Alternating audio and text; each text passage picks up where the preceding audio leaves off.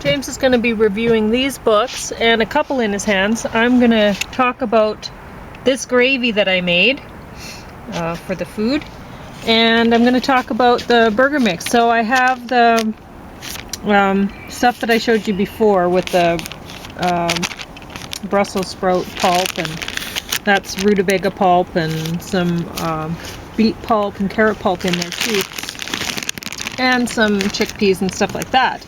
And I'm going to add some more beet pulp, and there's potato with some garlic and onion and celery seed, ancho chili powder, oregano, you can sit down, James, and some cumin.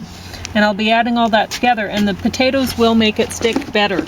So that's the stuff that I had before with the sunflower seeds and stuff like that mix, and then I've just decided to add some potatoes to it to make it stick better.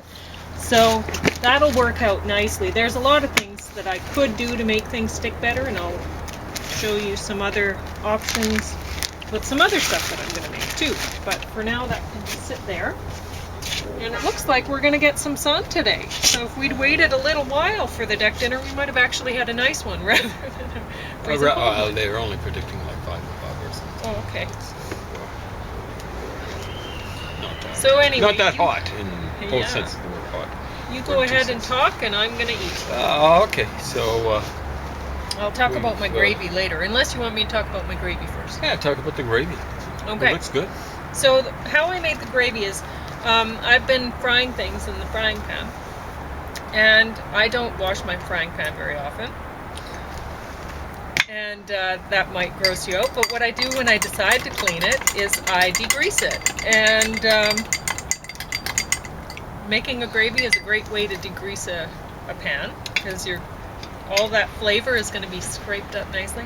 So what I do is I don't put any oil in the pan, because well, if you're using cast iron pan, you don't have to worry about that anyway, but if you've been frying things in it, there's going to be some left on the pan, and plus you don't have to worry about it because you're going to be adding some moisture. So I juiced some onions, some garlic, some rutabaga, quite a lot of rutabaga, and then I had that ready, and I put rye flour in the pan, and I browned the rye flour. So you just turn on the pan without any oil or whatever, and you start browning, and you just stir it up while you're going a little bit, and go, oh yeah, that's brown enough, whatever.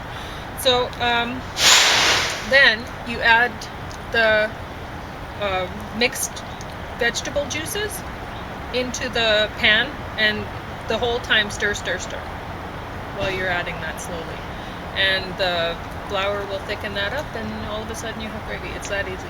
Tastes good. Yeah, it's a delicious gravy, and it's it's hard for us to eat rutabaga. At least, yeah, we don't like it. We drink it. Yeah, we drink it usually, and this is an even better way to drink it as gravy, because it's delicious. You don't taste it at all. So you drink it, you don't taste it. Now, Pauline has a way of making it sweet. Do you add something sweet to it or something like that? It's relatively sweet. It's one of the better juices. Yeah, and well, I also add salt to the gravy, but that's it. But this morning you were adding sugar, honey or something like that. Anyway, it's not nearly as bad as it's like kale juice. Yeah, you can add other vegetables too, because normally, like an easy way to make gravy is just some vegetable, or well, you could, if you eat meat or whatever, you'd use meat broth, but a vegetable broth, or a vegetable like better than bouillon and some Marmite or whatever. But this gravy is plenty dark enough as far as it looks nice and gravy. Tastes nice and gravy. I'm a big fan of gravy.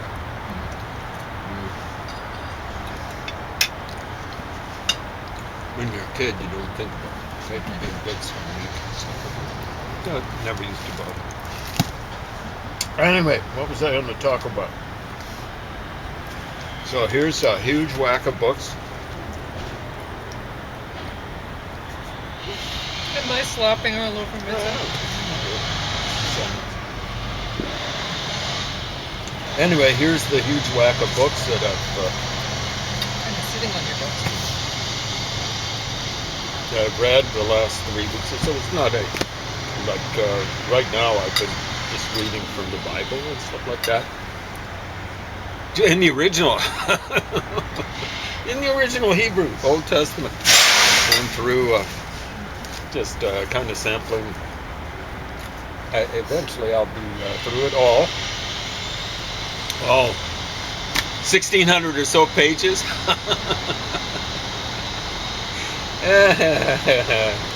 So, in this one thing, it's bilingual, so I'm reading in English at the same time as I'm reading in Hebrew. Mainly because I have to. I'm not that good at Hebrew. I wish I could boast that I was just a whiz and a wizard at it, but it just would not be true.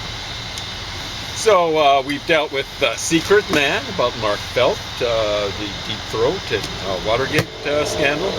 We've dealt with Shadow. Only the Shadow knows. No. This is about the legacy of Watergate carrying all the way down to the Clinton administration. It's mainly about Clinton's troubles with his zipper, shall we say, and with kind of playing around with the truth. But, he's a politician, and that's what they do. And the big trouble is the Republicans play around with the truth, and it's stuff that really matters, whereas it matters to Bill Clinton's marriage, his trouble with his zipper and stuff like that. Then we've got the agenda, which was inside the beginning of the Clinton White House before they ran into troubles with their first off-year elections, and Clinton had to negotiate and stuff like that after that. So, kind of trouble. But he started out with some big hopes and dreams and so on and so forth. So it's called a New Democrat, or he styled himself as that, which was more centrist than the Democrats had been since the late 60s. And it was actually, horrors, it was actually a good idea. He made the Democrats electable. And with a lot of faux lefties out there, like he's a demon, he and Blair in the Labour Party in England. He made the Labour Party electable. I can remember talking to some people in the mid-80s. They were intellectuals. So one person belonged to Mensa and stuff like that. One of their kids went to Oxford or Cambridge. I think it was Cambridge. He was into mathematics and that sort of stuff. And they were just totally down on Labour. And I was shocked, I said, why? And they said, well, Labour just basically brought England to its knees in the late 70s. They were striking and, trying to get the general strike that's supposed to bring in communism, according to Marx. And, Blair just moved them a little bit closer to center, maybe a whole lot closer to center. To the full lefties out there, these guys are awful. Well, why? Oh, it's really down deep. It's because, they Blair and Clinton got those countries, farther away from the general strike that would bring in the utopia of socialism. Unfortunately, it ended up being a dystopia. That's what communism really is, at least after Lenin. And really with Marx too. Marx, it's the state.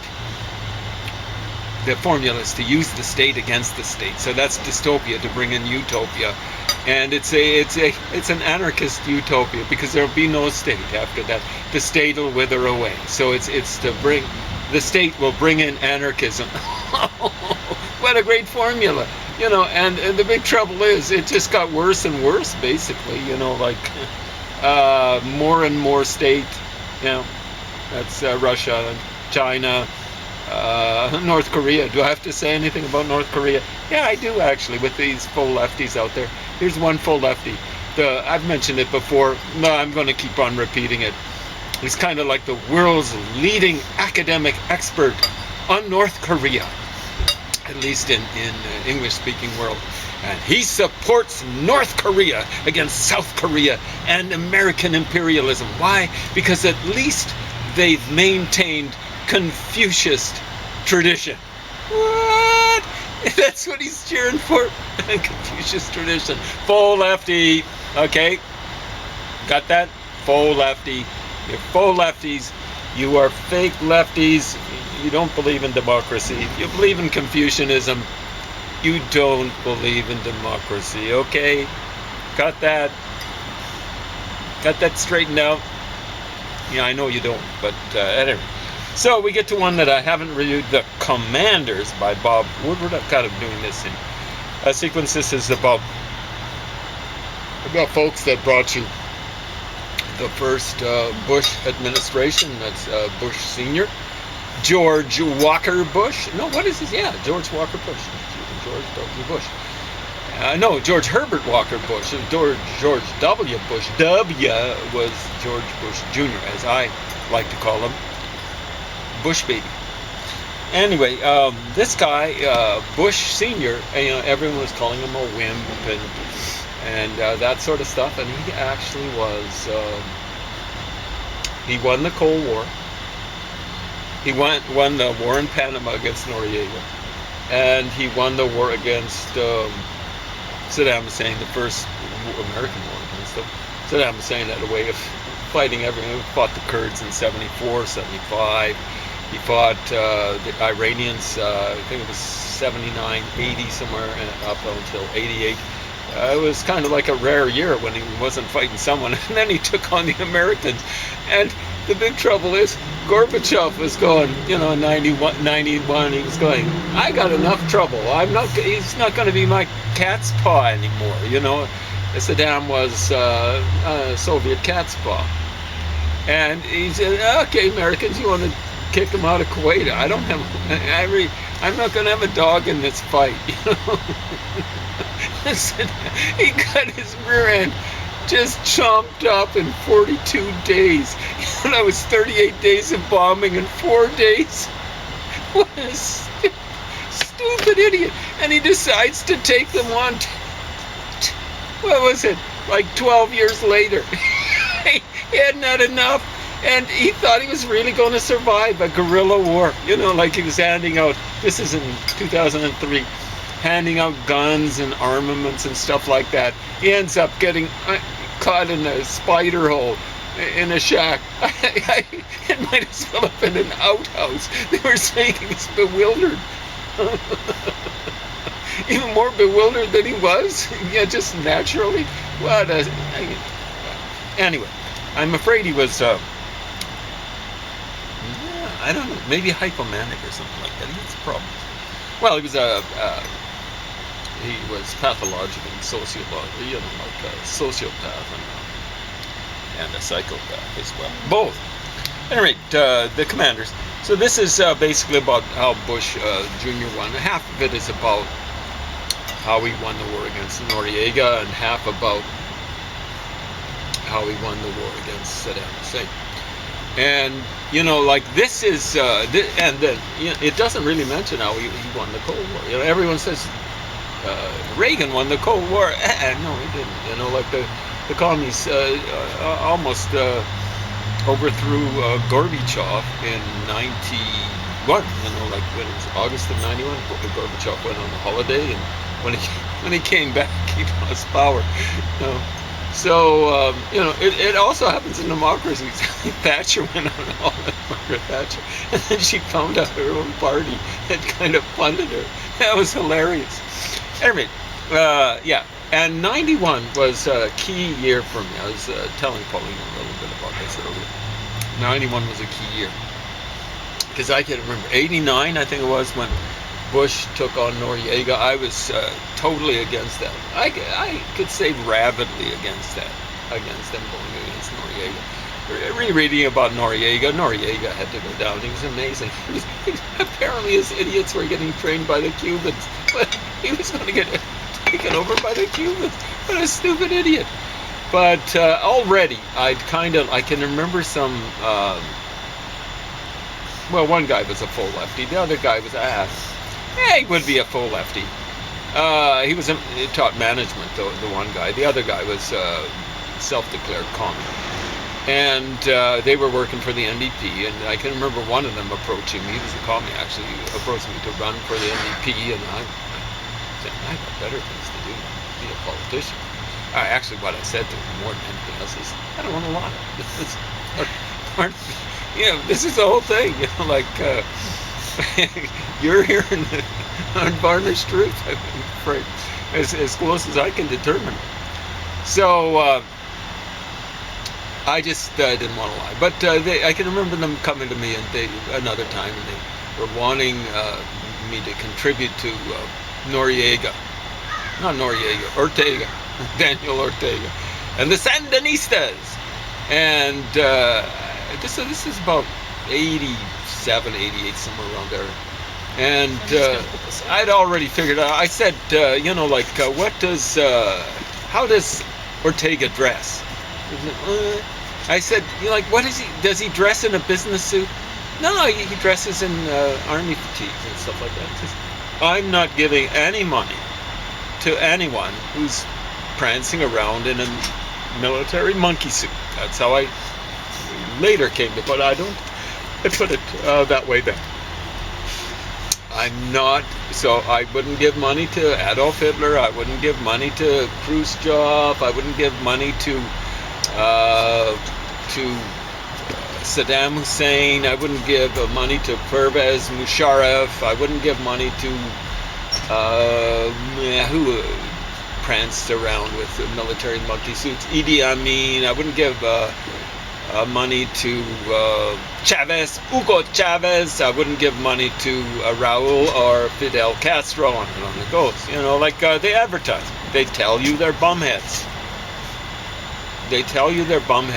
Now, there are many bumheads strutting around this world who don't wear military monkey suits. Donald Trump, who's apparently just recovering from his well-deserved case of COVID. Unfortunately, it wasn't worse, but that's the way it goes. And he's still in the process of enabling, at the very least, tens of thousands of people to die. Who knows? Before his administration is over, it might have doubled. Doubling might be a little bit much, but it's hard to say. Anyway, probably 300,000. Probably can't. Somebody eats his golden berry. That's good before it dies. So I was rabidly against Bush going after Noriega. I'm a left-winger, and that was kind of like the left wing. It still is the left-wing kind of thing, But 91 was interesting. And it started with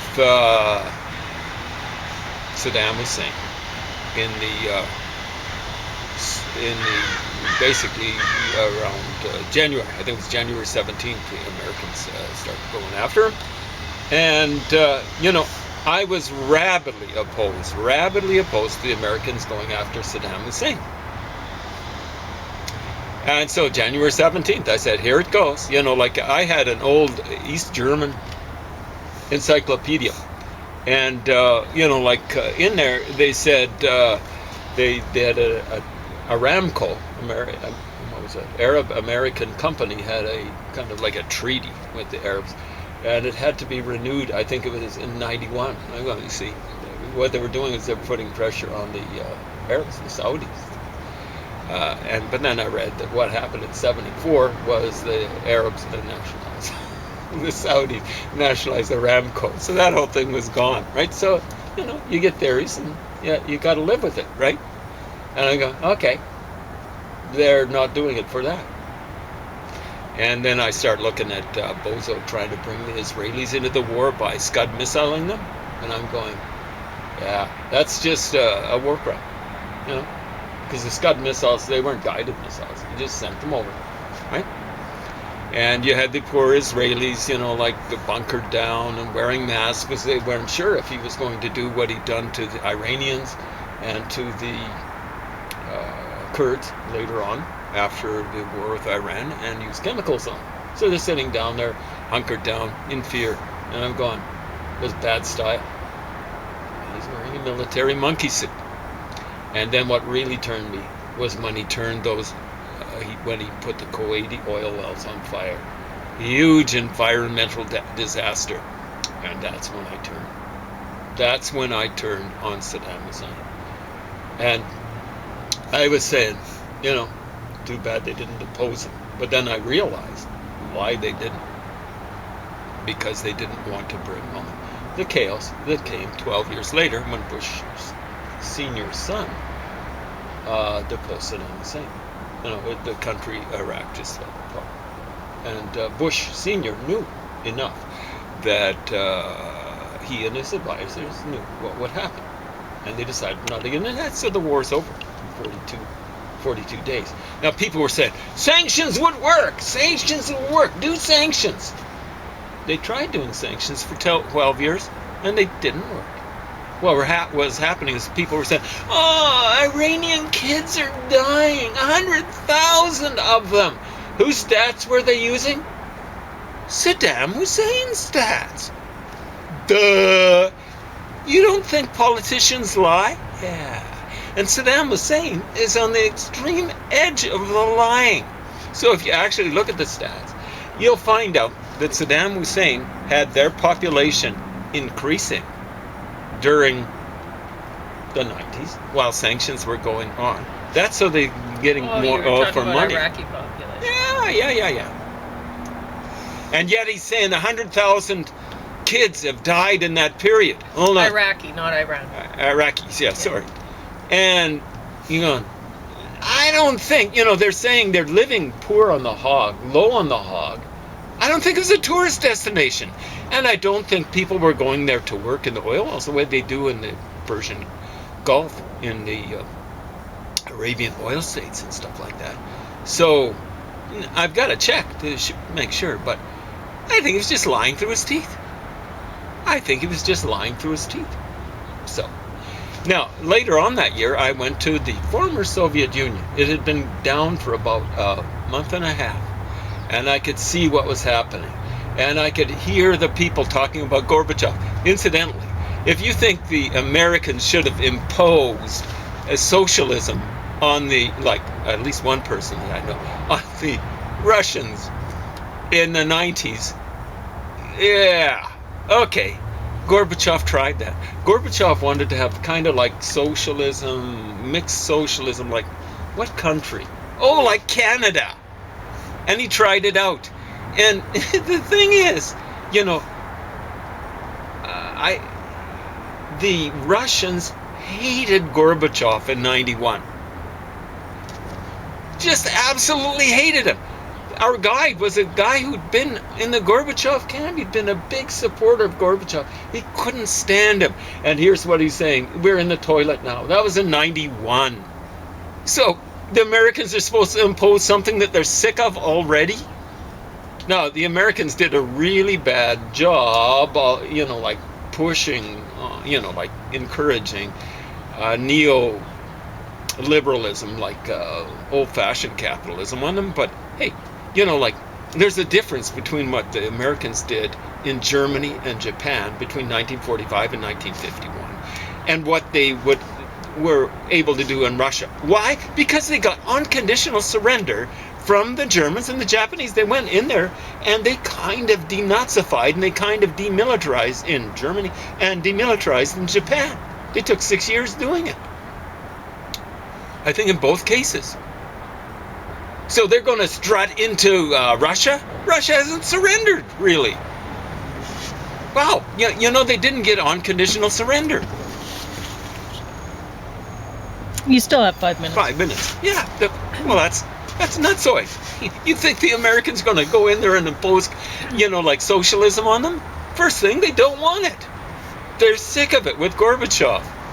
Gorbachev flunked out. Here's what one person I know who's half Polish, half Russian says. He's got 3 degrees, okay?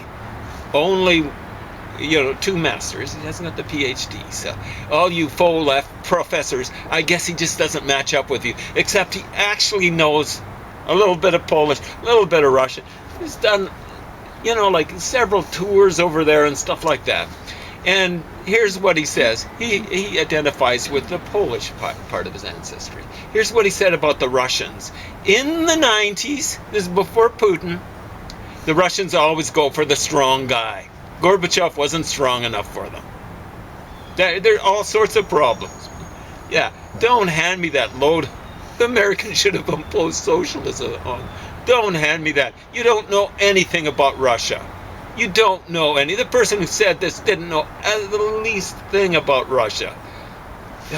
Okay, anyway, when I came back from that, and like just reviewing what I had read, Gulag, Archipelago, all three archipelago. It was maybe closer to Russian pronunciation. When I read that back in '70, all three parts, I was going, yeah, it's pretty bad. The same year, I actually read 1984, and I'm going, yeah, this is about Russia. I remember this stupid commie that I knew in the '80s say, 1984, it's about Margaret Thatcher's England. And it would have been 1984 when he said that. You have no clue. Of course, I was maintaining a straight face about it. He had no clue. It's about the commies. Of course, he's a commie, but you faux lefties, it's about commies, about people like you. Yeah, and when you get into power, you're already witch hunting and stuff like that. But '91, that was the turning point for me. I turned against communism, and I became very skeptical of left-wingers talking about neo-American imperialism and neo-imperialism, American imperialism, and all that sort of stuff. I'm not thrilled about Americans. I'm definitely not thrilled about Republicans. Donald Trump's beyond or within the pale, depending on whether you're talking about Russia or Ireland. So it's within the pale if you're talking about Ireland, and beyond the pale when you're talking about Russia. Do a little bit of checking, see what I'm saying. I'm not being politically incorrect, okay? Of course, when I say, Anyway, so this one's quite a good book, actually, and a good read. Yeah, The Commanders. Yeah. So read that it. one's done. I can return that one. Okay, and we'll pretty well over, so we'll do the rest other ones. But we'll be looking at The Price of Politics, so that's Obama having to deal with stupid Republicans and the economy in the United States, and fear, Trump in the White House. So that's the first year or two of Trump, more like the first year. So tune in next time.